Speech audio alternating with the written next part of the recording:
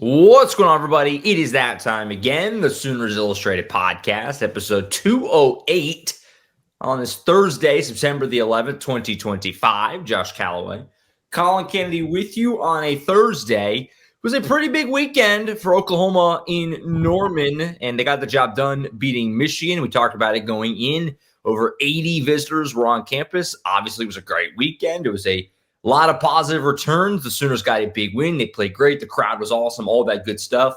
Now they're reaping the benefits. One commitment already in, potentially another one on the way. We'll discuss both ends of that on the program here today, as well as some of the other progress that was made with some other targets throughout the weekend with the Sooners hosting Michigan, getting that big win. And, of course, we'll close the show by getting Collin's thoughts on the game this weekend as OU hits the road for the first time in 2025. They head out to Philly to take on Temple. Before we get started, a reminder as always to subscribe to Sooners Illustrated at oklahoma.247sports.com. Use the promo code SoonersPod60 for 60% off a VIP membership to Sooners Illustrated and the entire 24/7 Sports Network right now. Obviously, tons of recruiting intel there, team intel, the message boards be part of our community, and I'll see the boatloads of VIP content that are available on the site as well. Perfect time to jump in. A lot of movement on the recruiting side. Team, it looks like they might be having a nice season here, off to a good start, so be sure to jump in and use that promo code SoonersPod60 for a year subscription at 60% off right now to Sooners Illustrated. CK, you made it last weekend. You were there. It was a great scene. Oklahoma beats Michigan. We talked about it going in. You said the biggest recruiting weekend that you could really recall, at least in terms of just the amount of talent that was going to be on campus. And also, you were there. The environment was great. Oklahoma played great. They won the game. And so, pretty good little weekend last weekend. And with you able to make it up to Norman, and the Sooners obviously played great and got the big win. Yeah, like I said then, and I'll say it again for those who missed it, my first home game in 4 years since the 2021 season. Yeah, not a bad Do one. I take credit by showing up that Oklahoma ended up getting that win? No. Could you out there give me credit? I'm not going to debate you. But jokes aside, obviously, I had zero to do with it. Do want to give credit to Oklahoma's recruiting operations and personnel staff, Josh. I mean, obviously, everything that took place on the field, what took place in the stands, Oklahoma's coaching staff deserves a ton of credit. Oklahoma's fan base deserves a ton of credit. But the job done by OU's recruiting ops and personnel crew to bring all of these guys in, show them a good time, make sure everything is running smoothly, and then obviously aid with the boost in momentum that they've seen out of that weekend. Heck of a job done by Oklahoma's off-field crew. Always like to highlight those folks whenever I can. And you're already seeing the payoff. It's playing out before our eyes. Oklahoma's kind of rolling on the recruiting trail right now. We joked about it going in that the sidelines were going to be, you couldn't move, and that's how it was. How was that? I didn't get that. I didn't get that feedback from it. Was jammed. Yeah, it was absolutely jammed. You couldn't move. You couldn't move. It was nuts, but it couldn't be expected. There was a lot of guys down there, and it was a lot of hoopla. It was a big game. Big weekend. It was great. I'm looking down from the press box, and I was joking with somebody. They literally looked like a cloud had formed of just human bodies standing in the end zone, all just collected together. And I was looking down there. I'm like, I think Josh might be down there. I feel like I'm going to hear about this on the pod later. Pretty much. Normally, you kind of bounce around. Like, let me get a little line. Let me see what that looks like. Let me go over here. Let me go over here. I pretty much just found a spot on the OU sideline, like around the 20-yard line, and I just didn't move because there was nowhere to go. It was like I found a spot where I can see the field, and that's going to have to just be good enough because, it was not exactly easy to get around on Saturday night. But like you said, reaping the benefits of it already. One commitment in the boat in 2027, maybe another one to come. We'll get to that in just a second. But let's start with what they added this week with 2027 four-star wideout Demare Dezeurn, a California product from Pacific Palisades High School out there in California. Like I said, he's a four-star guy. He's a top 150 player in the class for us at 24/7 Sports, just a shade outside the top 20 wide receivers. At number 21, Collin, the first one in the boat here. Obviously, he joins Luke Wilson, the offensive tackle committee they got back in August, kind of getting the ball rolling on this 2027 class. Talk about Demare. What kind of a player is he? And just the faith in him, obviously, and again, it was a big weekend, and we expect there to probably be more here in the near future, potentially. But He jumps in when it's still a relatively, and I mean, it's just him and Luke Wilson right now. So getting him to hop in the boat, kind of maybe get the ball rolling a little bit after this big weekend. Talk about all of it as Oklahoma gets a big get here with Demare Dezeurn, the 4-star wideout. Oklahoma just landed one of the fastest recruits across the entire 2027 cycle. Speed. Holds the record for the fastest 60-meter indoor time ran by a freshman ever. Not bad. Usually when the word ever is by your name, that's pretty good. Outside of that, though, multiple sub 10.5 times or much better in the 100 meters. I want to say the personal best to this point is either 10.43 or even a 10.32 has been thrown out there a couple of times. If you don't know, if understandable, if you're someone who doesn't keep up with this kind of stuff, that is flying. Yeah. That is flying. 21-25, I want to say in the 200 meters as well. The dual sport background, you love the track and field ability, and it carries over to the football field. I mean, this guy is explosive, speedy. The track speed carries over into game speed, which is always the key. Yeah. Right. And that's what Oklahoma saw, and that's what Oklahoma wanted. I mean, talking about the recruitment, this was a guy that before this Oklahoma-Michigan weekend had never been to Norman before. They had offered him, I want to say earlier this year, and the relationship had been built up by the likes of, obviously, Oklahoma wide receivers coach Emmett Jones, who played a huge role in this. You could see on social media before the announcement, he was fired up about this one. And he's got every reason to be excited about adding someone like this to the receiver room. I give a ton of credit as well to Stacy Ford, one of Oklahoma's director of player personnel. He has obviously a number of West Coast connections coming over from UCLA that played a role here. And I think that those two, combined with obviously the effort of a number of individuals in Oklahoma's front office staff, and then just the experience provided in Norman, I think OU's fans played a massive role in this decision. I think that the environment created made OU a place Demare wanted to be a part of. And I do think that you kind of get the advantage, Josh, honestly, of Demare being a West Coast guy. And obviously West Coast football it's really good, but the atmospheres compared to what he saw, maybe not as consistent. I think that's fair. Sure. In general, Oklahoma, it's a program, it's a fan base, it's a staff that Demare ended up being completely sold on. And the fact that it only took one visit to shut this one down, and suddenly Oklahoma gets a high 4-star caliber wide receiver, and again, one of the fastest recruits in the country, again, goes to show you what was generated out of this weekend.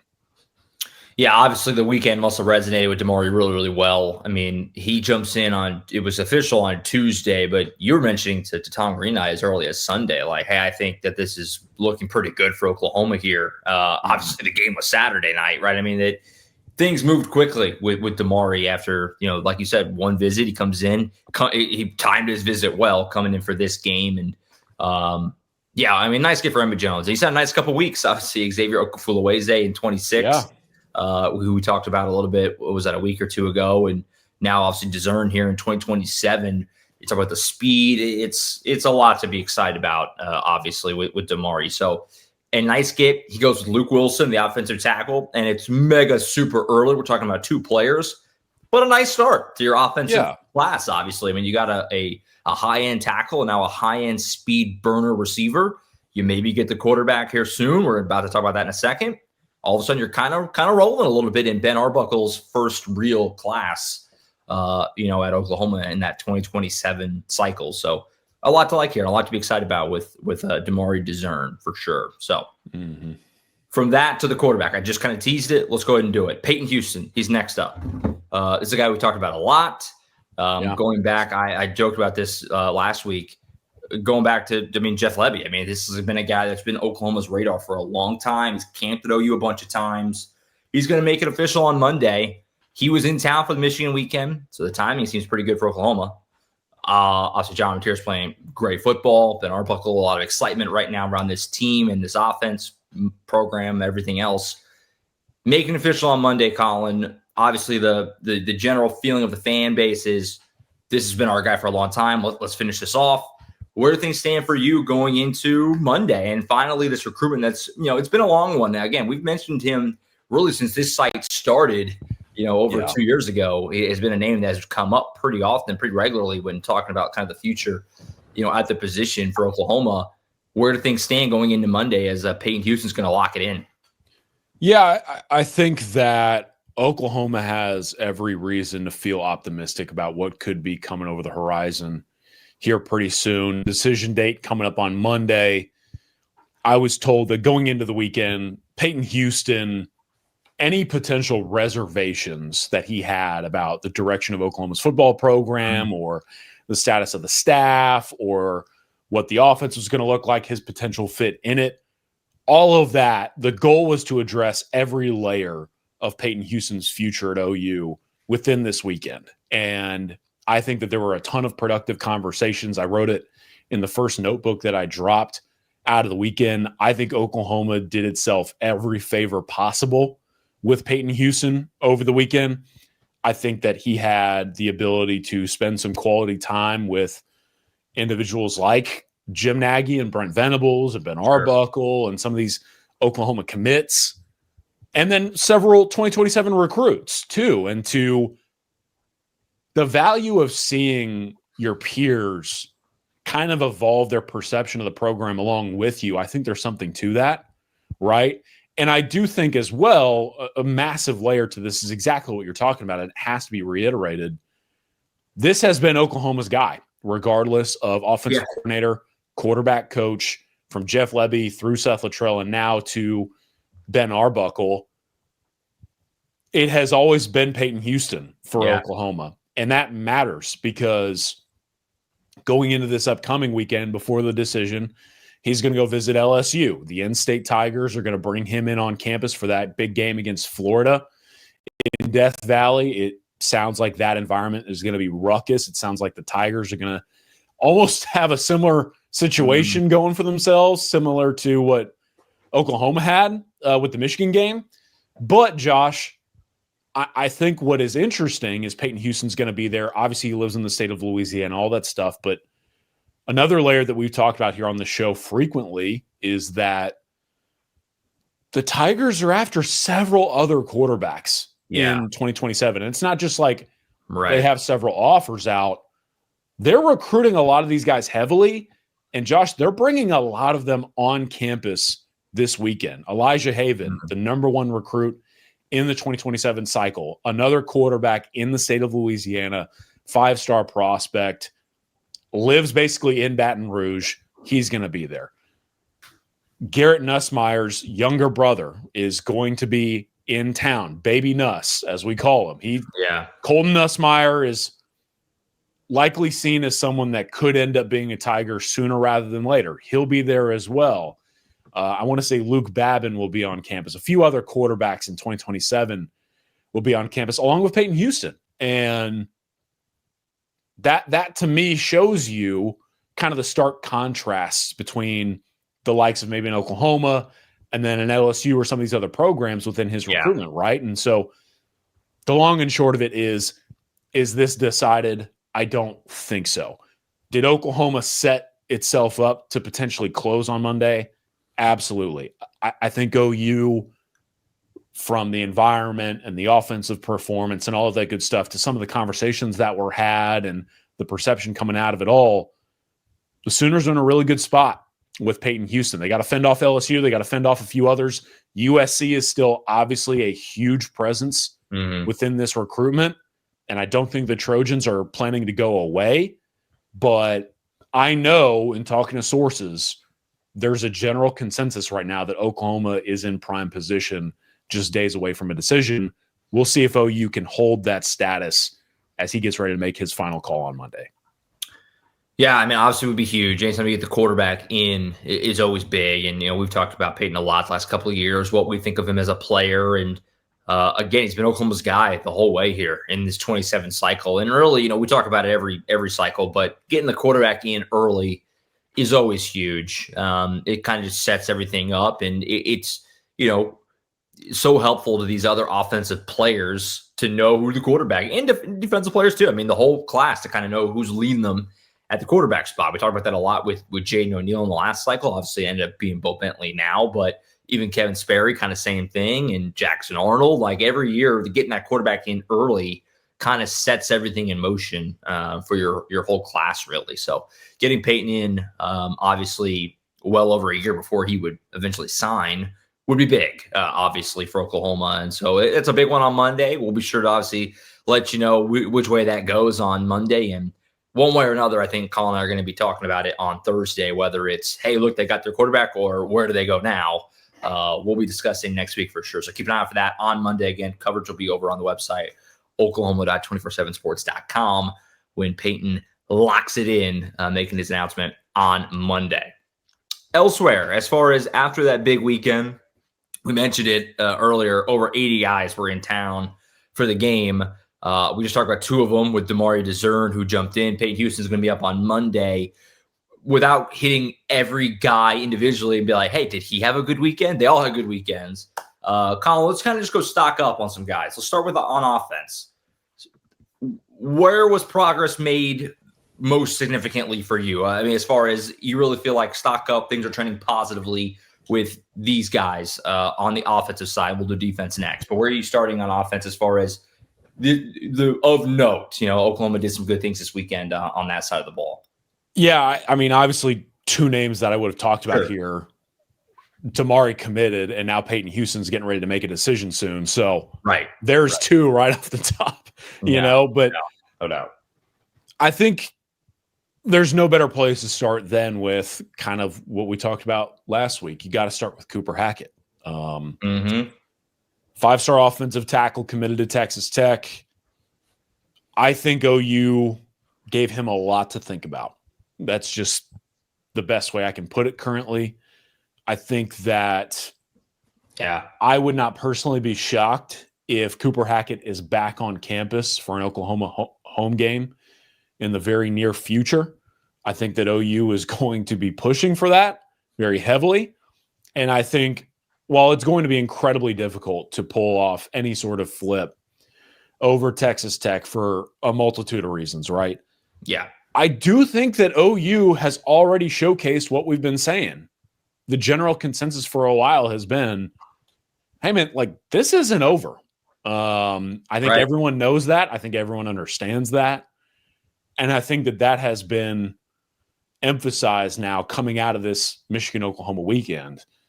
Like, Cooper Hackett, he committed to Texas Tech for several reasons. And I would expect him to be back in Lubbock here pretty soon as well.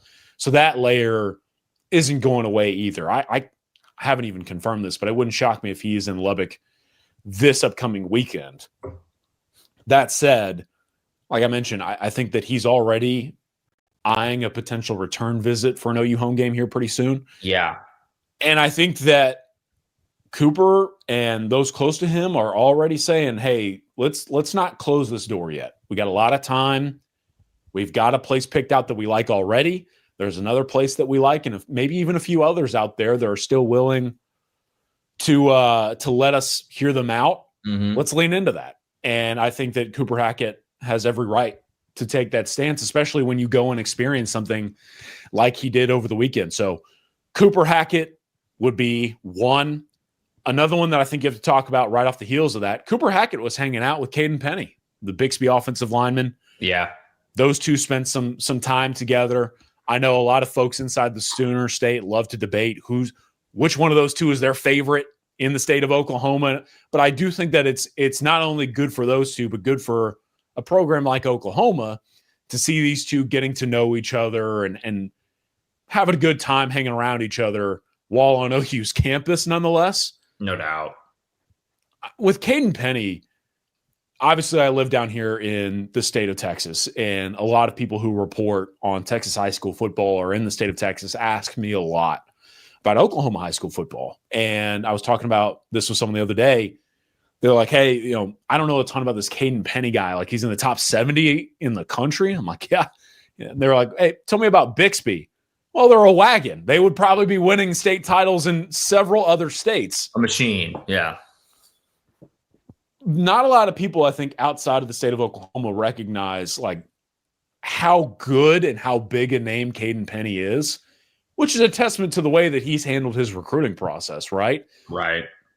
But Ohio State knows, Texas A&M knows, you know what I mean? And I think Oklahoma understands that because of all this combined, this is arguably a must get for them, especially with Cooper Hackett pledged already. You want to be able to get at least one of the two top offensive linemen within your state lines. And so the fact that Caden Penny was hanging out with Cooper Hackett, but also experiencing that environment on Saturday was huge.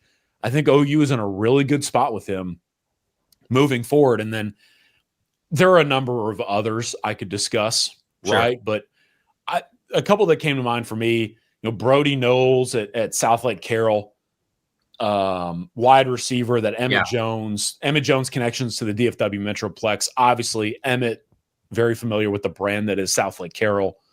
Brody Knowles, I think, had a great time. I think OU's in a really good spot in that recruitment. And then I talked about him going in. I want to talk about him coming out of the weekend, Micah Rhodes. I mean, Micah Rhodes clearly had a great time. OU was rolling out the red carpet for the number one running back in the 2028 cycle. He watched his close friend and former teammate, Cortland Guillory, pass another one of those tests we were talking about, right, on the national stage. And so, all this hype surrounding someone like Cortland Guillory, like that matters with someone like a Micah Rhodes. And so a few offensive targets to name, there's like 50 others. So Oklahoma did themselves some favors. Yeah, no, a lot to be excited about, on that side of the football, obviously with the way they're playing currently, but then also we just mentioned it with Dezeurn and Luke Wilson and maybe Peyton Houston. And then you talk about these tackles that they're chasing. Like, it's mega early, like I said earlier, but you can see the path to a really nice offensive group in 2027 if it can kind of fall together for Oklahoma. And I thought it was interesting too. You mentioned the tackles, obviously with Hackett and Penny, both are in-state guys. Did you make note of Brent Venables? I believe it was George Stoya, obviously friend of the program, who asked him about like what a win like that could mean for recruiting in the weekend and everything. And he basically said, he mentioned tackle specifically. It was a position that he mentioned, by name. It was like, we see you. He's acknowledging, like, we had some big tackles on campus today. He didn't say that, but I'll tell you what, Brent's good for one of those every few press conferences a season. I remember it was Washington, the tight end discussion came up last year. The tackles, obviously, we obviously saw the Blaylock comment as well. Yeah. I always like when Brent does that. That fires me up. Yeah, no doubt. So a lot to be excited about on that side of the football. Again, like I said, both what's happening at Oklahoma currently, but also the potential future with Ben Arbuckle and obviously this staff kind of finding the footing a little bit after obviously what was last year. So a lot to be excited about. But obviously, Brent Venables, Oklahoma, cutting their teeth on defense. I have to think, Collin, that any defensive target that was in town watched what OU just did to Michigan and was like, oh man, I want to be a part of that. I mean, this defense, Tom James and I talked about it on the podcast on Monday. Certainly you and I talked about it in Instant Reaction on Saturday night in Norman. This defense is awesome. It's so fun to watch. What Brent Venables has done on that side of the football is unbelievable. Stock up on defensive targets. And you can fill me in, I would think any defensive player watching what Oklahoma's doing right now would say that's certainly a system that I would not mind being a part of. Every position is playing well, and there's a lot of young guys making an immediate impact. You just mentioned one in Cortland Guillory. What are some defensive names that you think Oklahoma made some significant strides with, over the weekend after, again, you couldn't really ask for a better weekend to have guys in town when you look at the team, the environment, and the way the defense played on Saturday? Yeah, I've been prepping for this show and obviously, working the phones and all this other stuff. I still don't even know who I'm about to talk about. Like, it's that kind of situation for OU on the defensive side of the football, because you could throw a list of names up on the wall as far as defensive prospects and just throw a dart and be like, yeah, they did themselves some favors with that guy. Sure. I didn't get to talk about this recruit, but I hinted at him on the back end of the show. So we'll reward the folks out there for listening to the pod. Jalen Scott, 4-star defensive back committed to Auburn. This was the guy that I hinted on the back end of the show. SEC commit, pledged elsewhere, obviously getting to see Norman for the first time. And, I had talked to some folks, and I think Oklahoma not only has been getting ready to try and make a run here at a potential flip. I think that Jalen Scott arrived in Norman for the first time and was like, this is awesome. And you know what the game day environment is at Auburn. I mean, it's a different place. It's great. Yeah. It's hard to meet that expectation level, but I do think that OU fans did with Jalen Scott. I saw, and I made a note of this, I saw that some OU fans, maybe they read one of the articles I put out, probably not, but they found him in the stands and asked for a picture with Jalen Scott. And I think that he got a kick out of that, as any recruit would. But Jalen's going to visit Auburn again this weekend. However, I think that Oklahoma has made it abundantly clear, hey, moving forward, you're obviously committed to Auburn, and we understand that. But like, whatever the season may hold, we're ready. We're ready for you to hear us out. And I do think that Jalen Scott, heard the message loud and clear. And obviously Auburn comes to Norman next weekend. I mean, who knows? We talked about this in the past. Like, you don't want to overrate game results on these guys too much, but Oklahoma goes and beats Auburn next weekend. Couldn't hurt, right? Couldn't hurt. I think also another big name that we haven't even really talked about on the show, but now it's probably time to do so, is Joshua Dobson, the 5-star corner from Fort Mill, South Carolina. This is the kind of corner that Brent would get at Clemson, right? And there are a few guys on this list that I looked at, and whether you're talking about linebackers from Georgia or Florida or a corner from South Carolina, it's like Brent got some defensive players on campus at positions and regions where he usually would get them with the orange on. But now, Joshua Dobson, I think, was really impressed with that environment. Obviously, this was his first time out there as well. I think that what he saw at OU kind of blew him away. There's a ton of heavy hitters in this recruitment, as you would expect. The guy is top 10 nationally in the top 247, a top 5 player in the country in the composite, consensus top 2 corner across the 27 cycle. Yeah. So this guy's good at football. And by the way, he's the number 1 player in the state of South Carolina. I think that Joshua Dobson got a lot to like about Oklahoma.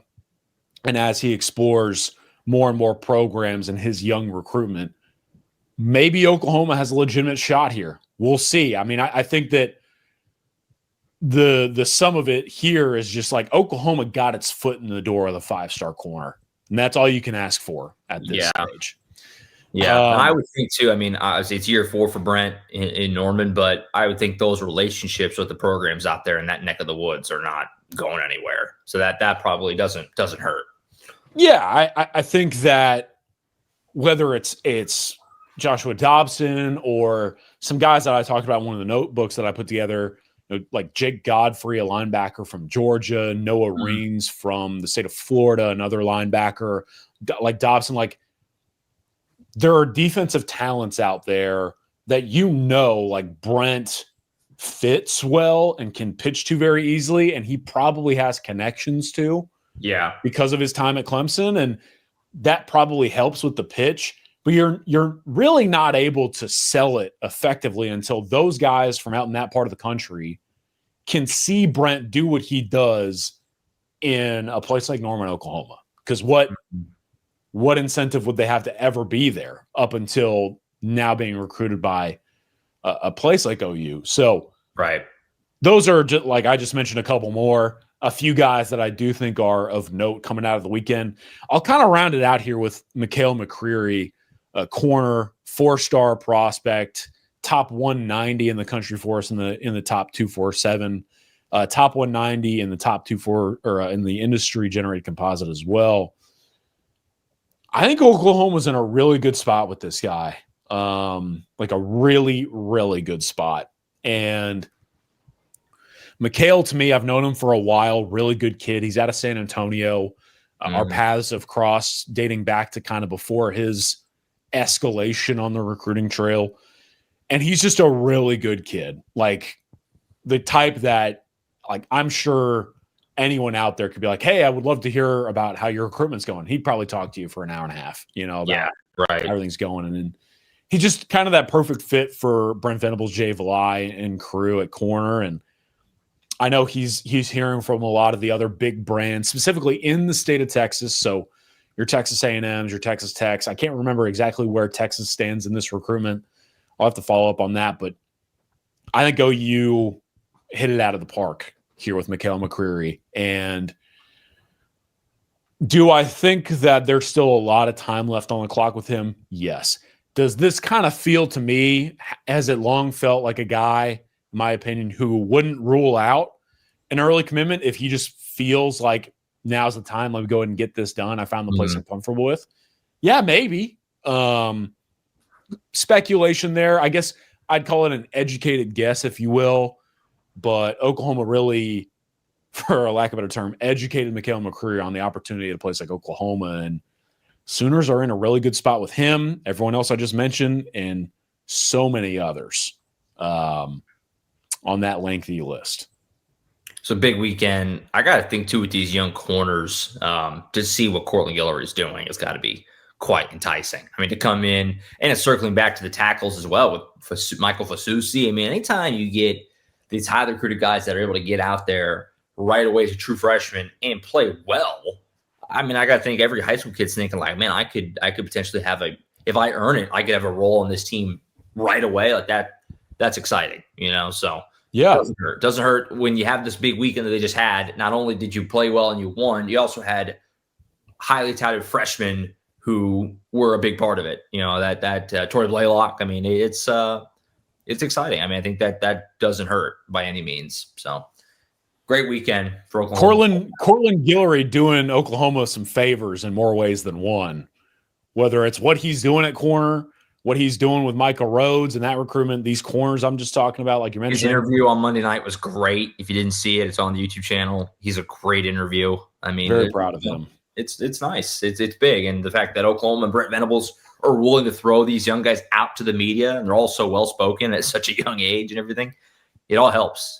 So, yeah, big weekend. It was great. And the ripple effects will continue to be felt, obviously, for a while forward. Obviously, the next up, the big one coming up is Peyton Houston on Monday. And again, we'll have full coverage of that. And Collin and I will react to it and break it all down next Thursday on the show, one way or another. Collin, before you go, though, what are your thoughts on the weekend? As always, you were in town. You saw Oklahoma, the way they played on Saturday. We did the instant reaction talking about what is realistic. Could this team, be a playoff team? Well, if you're going to be that kind of a team, you got to go kind of handle business in these sort of tricky spots. They're heading out east to take on Temple this weekend, first road game of the year in Philadelphia.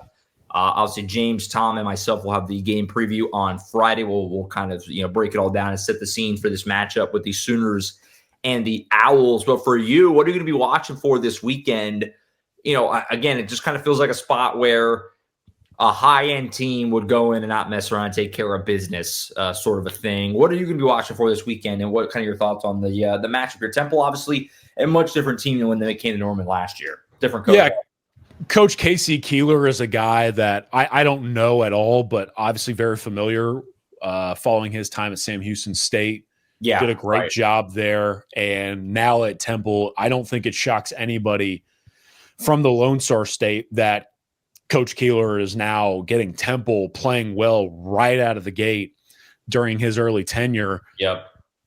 Josh, you and I were talking about this the other day on the phone last week, just chopping it up, talking ball. This feels like an opportunity for Oklahoma to either go out and struggle in a quote-unquote surprising fashion, or it really does feel like an opportunity to get some guys in who OU knows it'll need over the course of the season, guys who have number one on the depth chart ability, and get those guys going. And that's kind of what I'm watching for in this game. I think that the intensity of this game is going to be high. I think Temple is ready to play with a chip on its shoulder.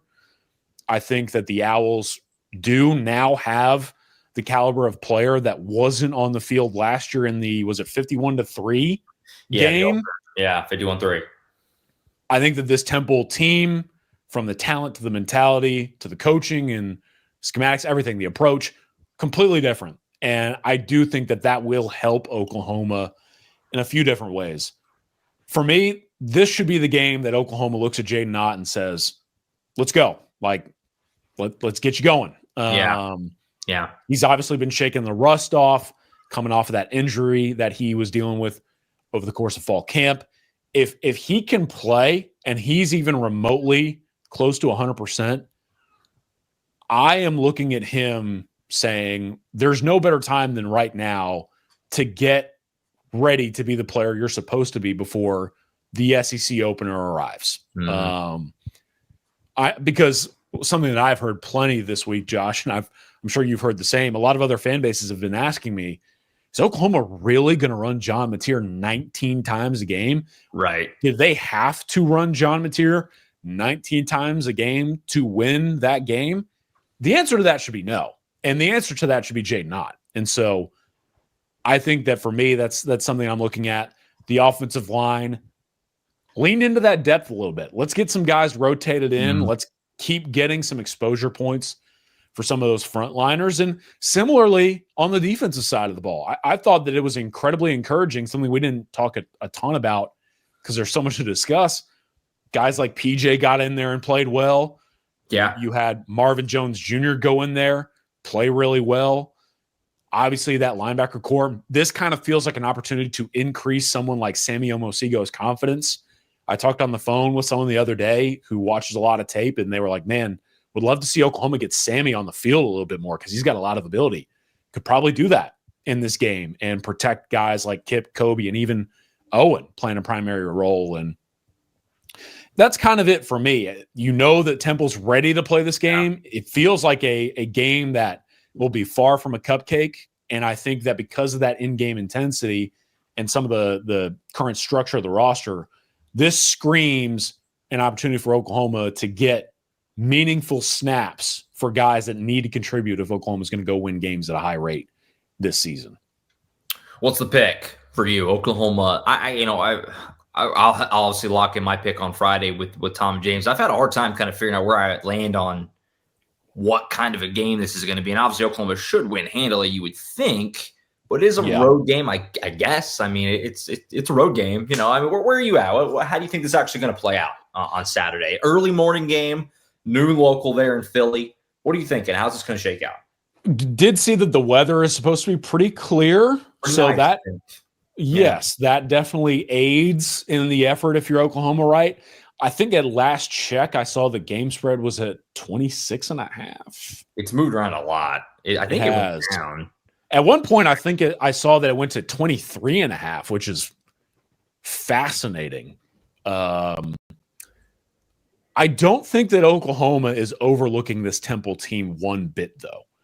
I do think that this Temple team will come into this game obviously ready to play and with a chip on his shoulder. And I'm not going to be surprised one bit if Coach Keeler goes out there and has some things up the sleeve to shock some folks.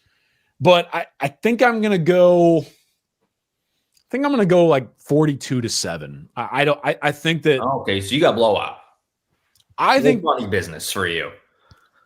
I feel like for me, I see Oklahoma covering the spread. Now, exactly what the score looks like for me is a little bit of a tough read, especially because I'll be honest with you, I still don't have a firm grasp of the new personnel at Temple. Right. So I guess that makes it difficult. So could I see this being a much closer game? Yes. And that's what I really want to emphasize.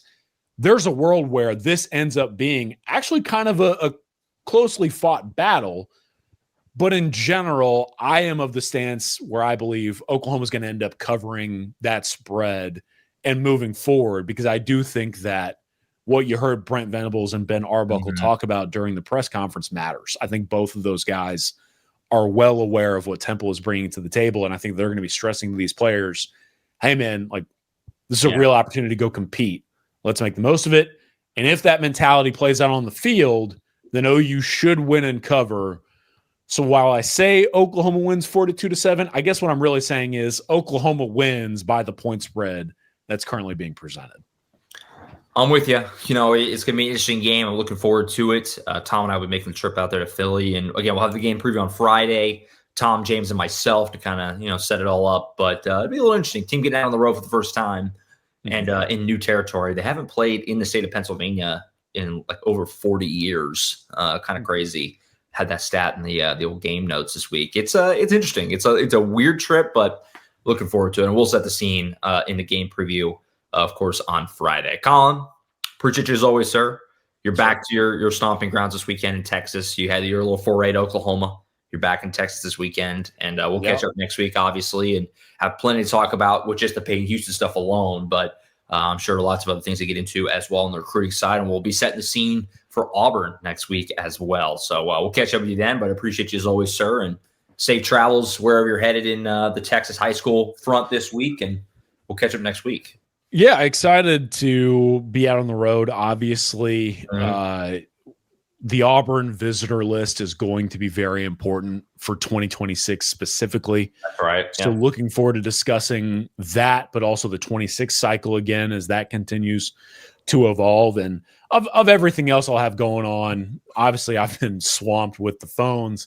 Going to go catch up with Zane Rowe this week, see what the former Oklahoma commit has to say about his experience in Norman, which I do think will be very interesting to hear. But Den Geyer is going to play North Crowley, state championship program, one of the best teams in Texas.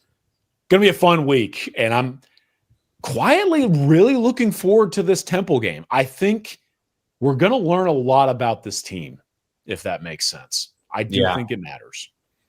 Going to be interesting, to say the least. We'll have a game preview on Friday.